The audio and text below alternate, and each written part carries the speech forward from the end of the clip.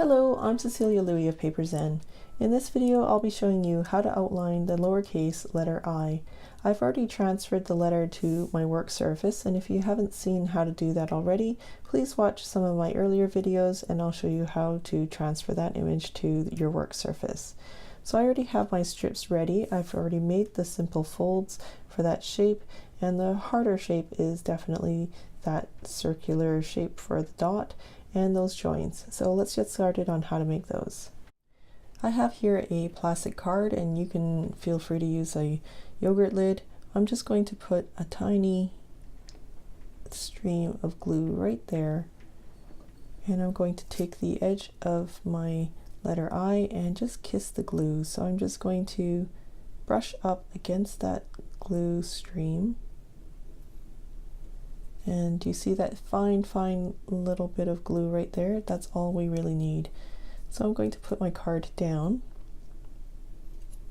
and use it to help me align this edge and now this corner together.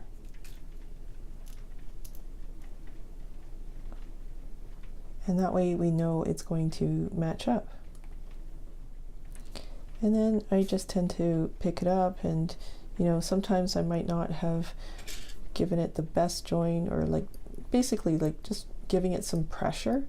And so I'll run my tool just along that edge just to make sure that they really join well together. And that's how you get such a clean, sharp corner. And that's going to make your job gluing it to your final surface a lot easier. And I just check to make sure it's completely straight. If it's a little off or something, this is where you fix it.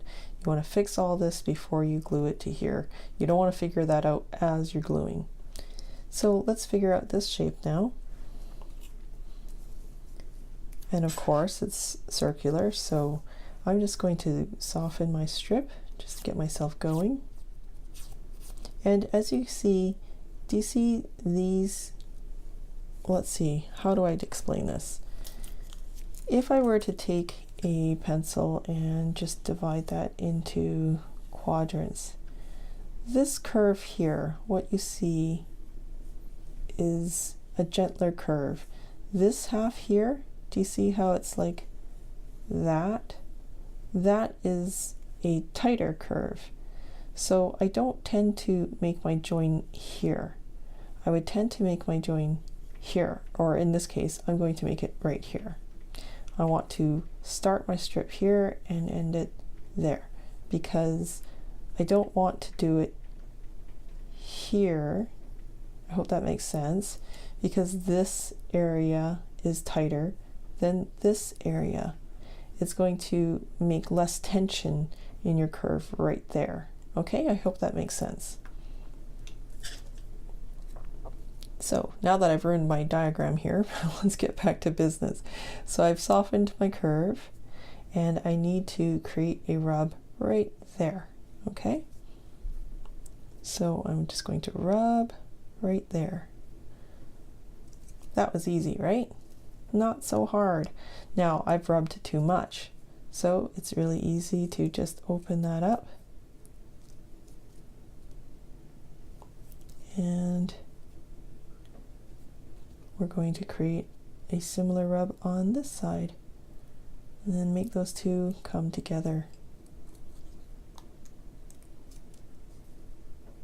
Not bad, not bad for the first pass. So it's close enough that I basically want to join these edges. And why do I want to do that even before it's completely 100% of the shape? Because I find after I glue, it can still change shape. So I might as well just glue those edges together and have one less thing to think about. So again, I'm just going to kiss that edge, just that little bit of glue. And again, I'm going to use this side of my cardboard, or my card, and bring these two edges together. I mean, you can certainly do it in the air if you want to, but I just find that using the table surface and the edge of this card helps me align Another thing that helps you align those edges if it's tricky for you is a pair of tweezers that have a flat edge to them. So you can help yourself just bring those edges together like that, and you can also make sure that those joins are perfectly together. Now remember, this join is quite fresh, is quite delicate, so handle it, gently. Oh, and look at that, it just happens to be kind of on the mark. So I'm just going to let that set a little bit more and maybe just smoothen out a little bit of that sort of like a crimp that I see right there. So again, really gently, we're not going to be too excessive with that join. We just want to smoothen out that little dimple. That's smoother now. Okay, so now I'm ready to glue to my cardstock, and it makes it so much easier now that the shapes are well behaved.